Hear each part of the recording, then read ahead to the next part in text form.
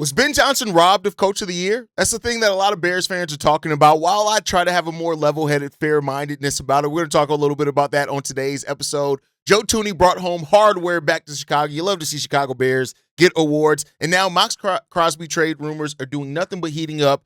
Ryan polls even entertaining. We're going to break all that down, plus dive into the mailbag right after this.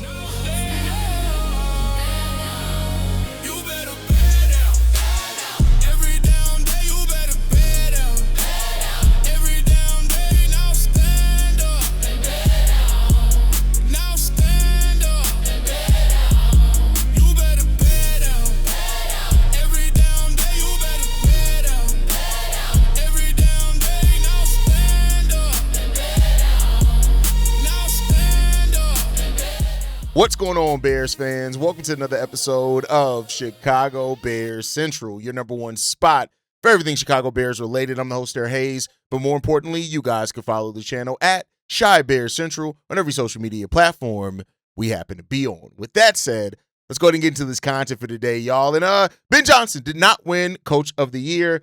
He did earn a nomination for Coach of the Year, but he did not win it, which has led a lot of Chicago Bears fans to ask, was he robbed of it? Mike Vrabel did end up winning the award, and I think when you look at it, it's just this simply put. Now, I know it's a regular season award and all that, but the freaking Patriots are in the Super Bowl. I get it, right? Like, let's keep in mind, I'm not saying that Mike Vrabel did everything great this season. Like, he made mistakes as well as did Ben Johnson at times, but when you have Drake May having the season that he had, when you have the Patriots making it to the Super Bowl, when you have all these things lining up, guess what?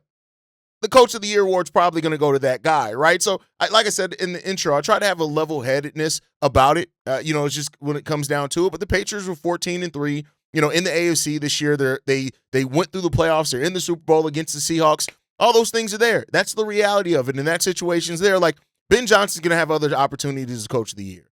And while I do think, like, in a lot of other years, would Ben Johnson have been Coach of the Year this year? Yeah, absolutely. I think he would have been. In a lot of other seasons, he might have been Coach of the Year. But this is the way the season worked out. This is the way that the cookie crumbled. Now, I do think there is some not keeping the same energy with how people doubted the Chicago Bears coming into the season, even internally from some of our own fans. How many people did I talk to or left comments saying, oh, the Bears, they're going to take a step back this year. It's clear with the rookie head coach, you're going to take a step back. 5 wins for the Bears. Bears end up completely killing those expectations. And I think more importantly than any hardware, the Bears got their guy, right? Like, that's the most important thing to take away from this. It is great when you see your guys acknowledged. It is great when your teams getting awards. All those things are great, right? But Vrabel also did an amazing job. And objectively, as a football fan, I can acknowledge that. Like, I'm not going to sit here and act like Ben Johnson was robbed. Did he have a legitimate case for Coach of the Year? Yeah.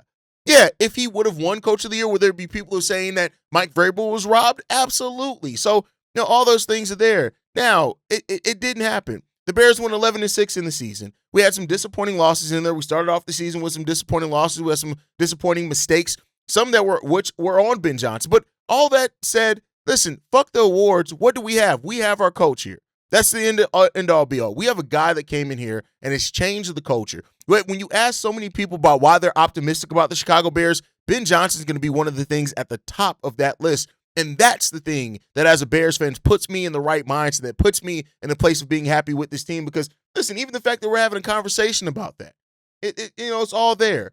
We're going to be fine. Ben Johnson's going to win awards. Ben Johnson's going to win, hopefully, a lot of games. The Bears are going to win a lot under Ben Johnson. All those things are hopeful. That's more important for me. So, was Ben Johnson snubbed, robbed, whatever you want to call it?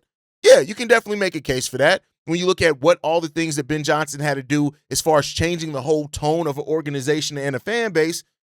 But hey, you don't win everything that you should have, and you don't always get the acknowledgement that you should have. But you know what? People are now starting to put some respect on the Chicago Bears name, and Ben Johnson is a big reason why of that, and that's what matters the most to me. That's what matters the most to me, is that my franchise is heading in the right direction. So whether he was snubbed, whether or not, it is what it is. But, I'm glad that even Bears fans are having this reaction that they're having on social media in regards to it. Some people think that Ben Johnson was disrespected in the votes when it came down to. He finished 4th overall with 145 votes. He received just one first-place vote, which was dead last among everybody in there. Now, that is where I feel like some disrespect is coming in at. Dead last? He was dead last in first-place votes? All right, cool. What you've given is just one of the most motivated coaches in the game of football that wants to see his team be great, that wants to be great himself. You just gave him bulletin board material, and take that for what you will. So let's see what we do with that. That is the important thing. Listen, doubt Ben Johnson. Listen, the Chicago Bears fans are used to being doubted. The Chicago Bears organization is used to being doubted. Ben Johnson is a prideful, strong-willed motherfucker who just wants to be great. You just gave him something to motivate him even further. Hey, get ready, league. That's all I'm going to say on that one. But we did have a Chicago Bear that did bring home some hardware for the franchise, and that's Joe Thuney winning Protector of the Year award, the first ever Protector of the Year award. No matter what happens with this award, they can never take away that a Chicago Bear is the first person to win this award. Keep in mind, Joe Thuney, we acquired him for a 4th-round pick last year. He was part of a complete overhaul of the offensive line. Jonah Jackson coming into this offensive line. Drew Dahlman we signed as a center. With Darnell Wright, Ozzie Trapillo eventually took over that role, more in the left tackle role here in a second.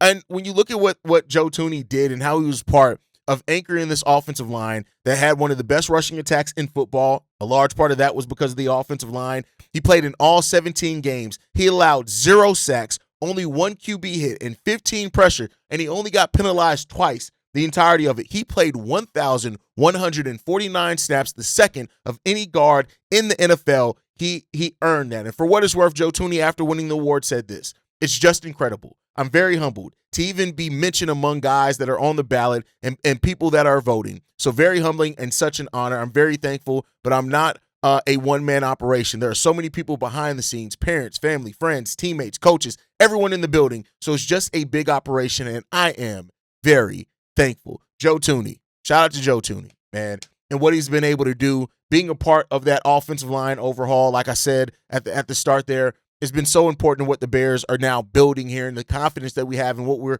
going to be able to do offensively.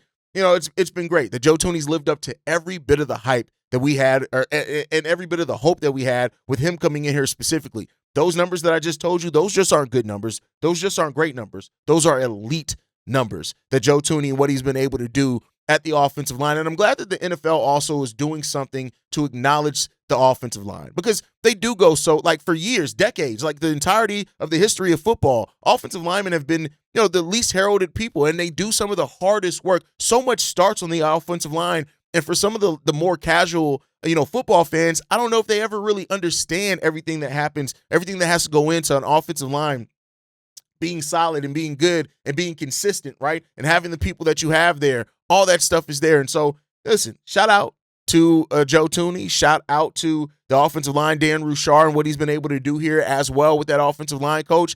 The work's not done. And that's been the message that I've kept with everything for the Chicago Bears. The work's not done. Let's go in here. Let's build off of it. Let's take it a step further. And one of those players that are going to help take it a step further is the Chicago Bears locked in Theo Benedict to a 1-year, $1 million deal, according to The Athletic. Now, I'll say this. I'm going to say that this is a bit of a risk for the Chicago Bears, not in the sense of Theo's performance. I think Theo's good. I think he's really good. I don't know if he'll ever be great, but I think Theo Benedict is a really good offensive tackle. But only signing him to a 1-year deal, and especially when Ozzie Trapillo's probably not going to be healthy to start the season, which means Theo Benedict has a great chance to start at the start of the season, it could get very expensive if they do even want a chance to keep him. And they had an opportunity because of the season to maybe lock him in. Now, maybe him and his agent didn't want to take the long-term deal, right? We don't know about that part. There could be something to where his agent said, hey, this is a great opportunity for you. We'll take a 1-year deal. You'll have a chance to start off at the beginning of the season, maybe for over half the season with Ozzie Trapillo's injury, and then we can get you more money because we think you're going to have a big year there. So, maybe it's a bit of him, betting on himself as well for only taking the 1-year deal. But that 1-year, $1 million deal, I tell you what, if he performs well, like we saw flashes of, which I never think Theo Benedict was just absolutely terrible. There were some games where he didn't look good, right? There were some games where he may have been the weak link on some plays or a handful of plays, but I don't think there was ever a game where I'm just like, Theo Benedict looked absolutely terrible tonight.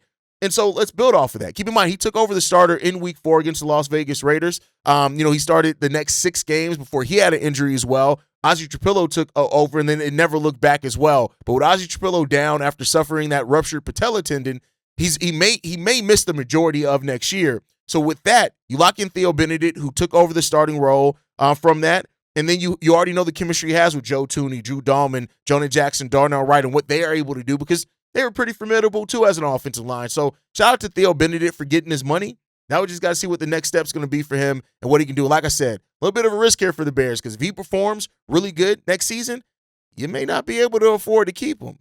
We'll see what happens there. But with that said, there's some news from Maxx Crosby in regards to it that, of course, Bears fans want me to talk about. We're going to get into this quote first from Ryan Poles and what he said about building a roster. He said this: I think you see it across the league all the time. You panic and you want to do crazy things that everybody else wants you to do, and it leads to some situations you can't get out of. We want to stay flexible. We want to stay open-minded. We want to stay committed to building this team the right way because I think that's the best way to sustain success. We're always going to be optimistic. We're always going to go through opportunities to pop through and talk through them. Is it best for us short term? Is it best for us long term? And then we move from there. Now, with that said, this one is coming from Fox Sports' Jake Glazier in regards to where he talks about Maxx Crosby and his time with the Raiders and basically saying that it's done. Saying that it's done. Now, they did say what would it take to get Maxx Crosby, and Jake Glazier did say it's probably going to be more than Micah Parsons. So that's the question, right? When you look at it, the Green Bay Packers traded 2 first-round picks and a 3-time Pro Bowl defensive tackle in Kenny Clark to get Micah Parsons. And so if that trade package for Maxx Crosby takes more than that, what would it take to get Maxx Crosby? And that's the cost on reward here. 2 first-round picks and a player, that's a lot, right? That's a lot for a team. And you got to ask, because I know many people are going to say, well, that player could be DJ Moore. And maybe they'd be willing to take that, right? The 2 first-round picks could definitely hurt because I'll always look at it as this. You can start trading first-round picks when that move that you need is the last move that you have to make to get yourself to being a true championship contender. And that's going to be what Ryan Poles and Ben Johnson and Dennis Allen, and that's going to be the question that they have to ask themselves, right? Is this team an elite pass rusher away from being a true Super Bowl contender? And if they feel that that answer is yes, then maybe they'll go out there and get that done, right? And that's the question that you have to ask there. So we'll see. But for what it's worth, Ryan Poles is hit on first. Darnell Wright, a hit in 2023. Caleb Williams and Rome Odunze, hits in 2024. Colston Leveland was a hit in 2025. So now how you approach this draft and how you approach this stance is going to mean everything for it. So if the Bears are going to go after Maxx Crosby, they have to make sure that if that asking price is those 2 first-round picks, you better be damn well sure that you are going to be a Super Bowl contender in doing that, because that is a lot to mortgage up for a player. It's just simply put. We know what he can do when he's on the football field, both in run grade and his run defensive grade and his pass rush grade are all great, right? When you look at what he did, 224 tackles, great, right? Forced fumbles, 7, 18 batted passes, 50, like what he's been able to do from 2021 to 2025 has been elite in what he's been able to do. 59 sacks in that time, 390 QB pressures. That's what he's been able to do, right? So when you look at that, that's huge for a guy like Maxx Crosby. Now we got to see what he's going to be able to bring. And so, if the Bears decide to make that move, that's an all-in move. And we got to see what that results in. With that said, let's go ahead and get into the mailbag for today. We only got 3 voicemails. Y'all starting to get a little lazy in the offseason. Leave those voicemails. But we got 3 voicemails to get into. This first one, this one's from Ant. Yo, what up, fellas? It's Ant, the Army vet, calling in today about Declan Doyle getting hired and Ian Cunningham getting hired. I'm going to start off with Ian Cunningham. Props to that man for doing what he did and what he needed to get that job. I'm pissed off about these picks, though. I ain't going to even hold you. Because regardless if he's making, like, the final decision, Matt Ryan came out and said he's not doing none of the GM stuff. So Ian Cunningham is still going to be making those decisions. He's still going to be building this team. It's just Matt Ryan, the last say-so. That's the same thing with Kevin Warren, you know what I mean, being the CEO of the Bears. Like, Ryan Poles got to report to him for the final say-so. It's the same concept, if you ask me. And I think we should have got those third-round picks. But big props and big ups to Ian Cunningham for getting that promotion. He's going to do some good things in the NFC South. I expect the Falcons to be in a mix like the Panthers was this year. Not next coming season, but season after that, I feel like he's going to be in that mix. And he about to straighten out that Kirk Cousins contract. He about to straighten that out real quick. I promise. I know he about to, because Ryan Poles done taught him, show him how to get that, you know what I'm saying, get them contracts going and revamp the money and roster and how to do it, you know what I'm saying, and he helped that way. So, and then on Declan Doyle, I mean, it's cool that he got that job. I'm happy for that man. He's young. He doing his thing. I'm upset about it only for one reason, because now we about to have another OC for Caleb Williams in his third season. This is about to be, 5, 6 OCs in 2, 3 years? My man's is having that's a lot on a young player. He haven't, I get it, he got Ben Johnson in the system, but at the same time the OC did things that Ben Johnson wasn't doing, and in the meeting rooms and, you know what I'm saying, helping Caleb, like Ben Johnson wasn't doing a lot of that stuff. Declan Doyle was doing that. So it sucks that, you know what I'm saying, Caleb about to have, like I said, 5th or 6th OC in 3 years, but he gonna be a pro, he gonna get it done. I just hate it for him.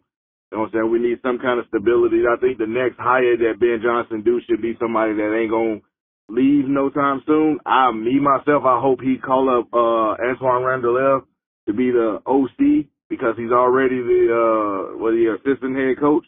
So this way the next job he has to get is a head coaching job. Like, I wouldn't mind that. I wouldn't be mad at that. So it just sucks for Caleb, but like I said, congrats to both of those guys. They did what they needed to, and still looking out for Ben and Ryan Poles not blocking either one of those, because they technically could, because one is a lateral and the other is a quote-unquote promotion, but they said the Bears could have blocked it. So big ups for them not doing that, showing that leadership.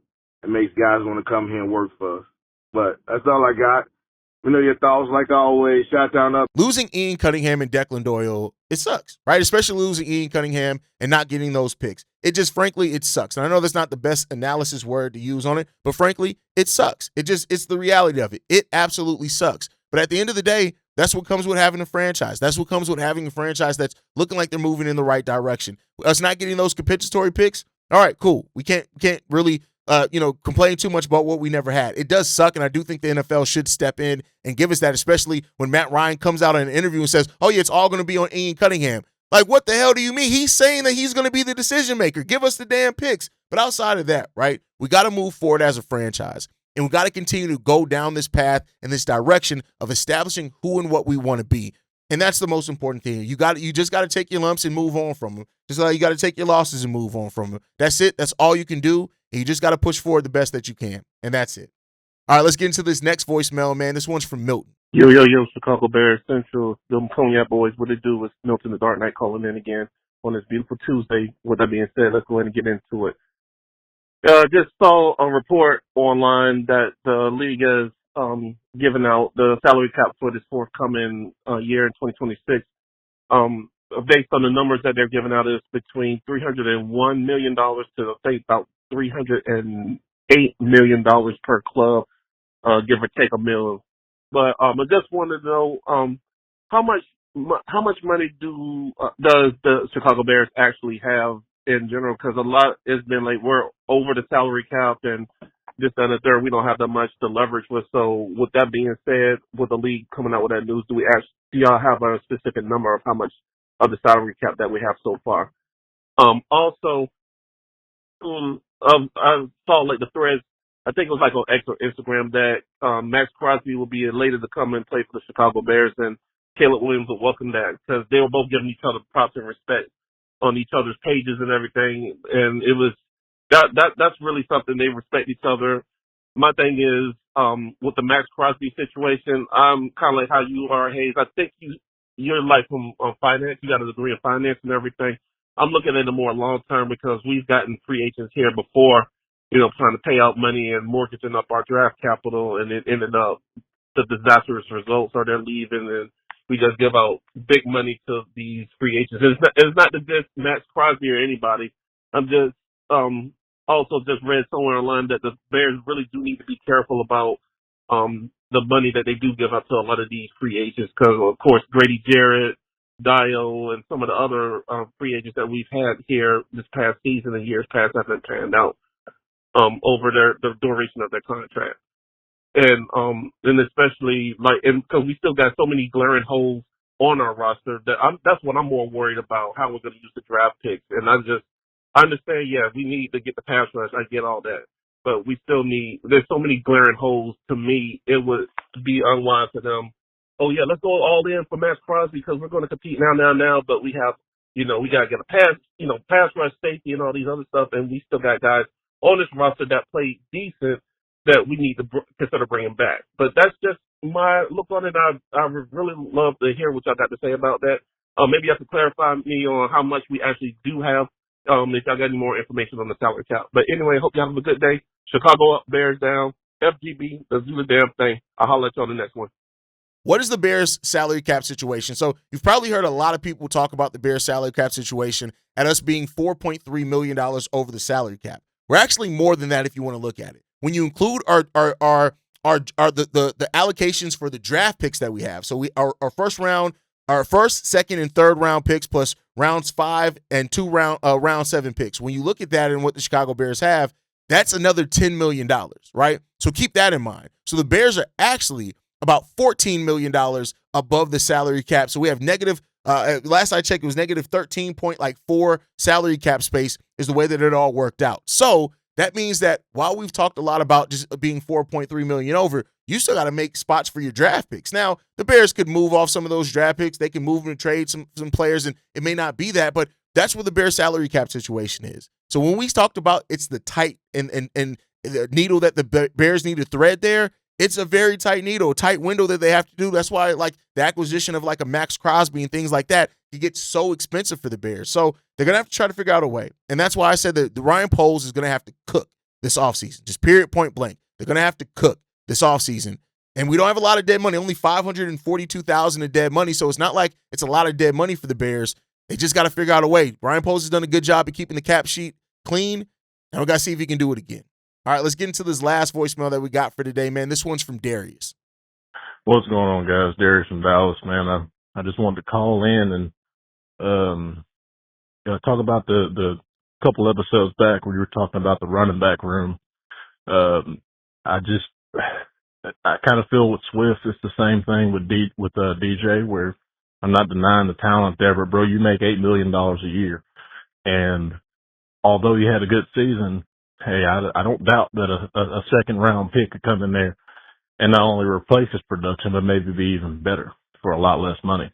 So it's about cost effect. Man, you're an accountant, man. You know how that goes. It's talking about cost here, But I think that people are when we're talking about the draft, people are kind of falling back into the same thing that we always do at Ryan Poles, and we think, oh, yeah, he's got to be going for a defensive lineman. No. Poles is going to pick whoever the best player available is, and he's proven that every year. He don't give a damn about what we think. He's going to pick the best player available. So what if a Jeremiah Love from Notre Dame is still sitting there at 25, the best back in the draft?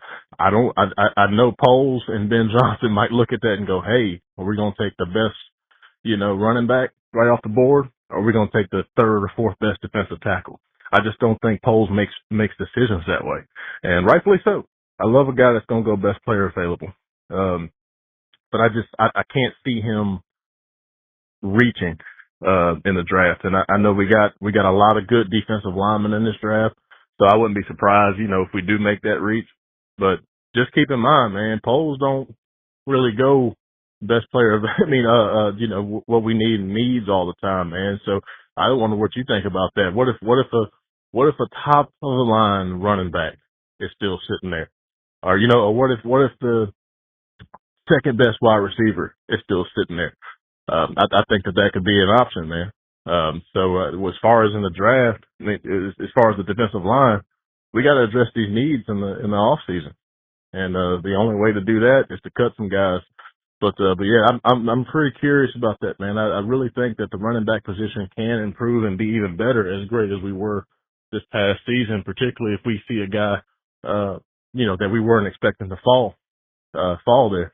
And I think that can take our offense even to another level, if it can even get better than what it is. We're getting able to, control the clock a little bit more. That's the only thing I wish Ben Johnson would have did a little bit better. Because I get it, we got a hell of a passing game, but man, in those games where you're going against other good offenses like the Rams, I really want to just run that clock out. And I want to, keep the ball from them. So let me know what y'all think. Text us up there now. I do think Poles takes the best player available at a position of need sometimes, right? I think that's kind of the methodology he goes into it with, planning with. But you're right. I don't think that if Ryan Poles sees a player, regardless of what their position is, and he think that player is a can't-miss prospect or somebody that they absolutely need on the team, guess what? He's going to take that player regardless of how it looks on paper. I mean, you could look at his first draft with Jaquan Brisker and Kyler Gordon. Everybody talked about the Bears needing a wide receiver. He didn't go that way, right? So it really is determined by, I think, how he views the talent that's on the board, and also he does factor in a little bit of the needs of the team, both short-term and long-term. See, that's the difference. Ryan Poles would look and say, yeah, we got DeAndre Swift under contract this year, but hell, I mean, he's not under contract next year. So we may need, if we see a running back prospect there, let's go ahead and get him, to your point, right? So I think all those things play into the methodology that Ryan Poles has at the draft, and I think it's the right one to have more times than not, personally. So we'll see what Ryan Poles does. But that's going to do it for today's episode of Chicago Bears Central. You guys might have noticed that Steve-O dropped a video last night, and we're back to nightlies now, dailies and nightlies here at Chicago Bears Central. So what we're doing is a series where each one of us, all 5 of us on the panel, 6 because Mike's going to be involved too, we're going to drop a solo video discussing what we want to see from the Chicago Bears this offseason. So stay tuned, stay locked in for that one. But this offseason is about discipline. You don't panic, you don't overpay, and you don't mortgage your future unless it's truly a championship move. Ryan Poles has shown that he believes in building things the right way here in Chicago, and Ben Johnson has this team trending up. If you enjoyed today's show, make sure you guys like the video, subscribe to the channel as well. You guys can follow us at Chi Bears Central. You can send us any feedback, questions, comments, concerns, chicagobearscentral@gmail.com. And lastly, if you want to leave a text message and our voicemail for the mailbag, the number to do so, 773-242-9336. We are the #1 spot for everything Chicago Bears related, but that is thanks to you, lovely and beautiful people. And like I like to end every episode on, Chi-Town up or Bear down. Love you guys. Peace, y'all. This has been a presentation of the Break Media.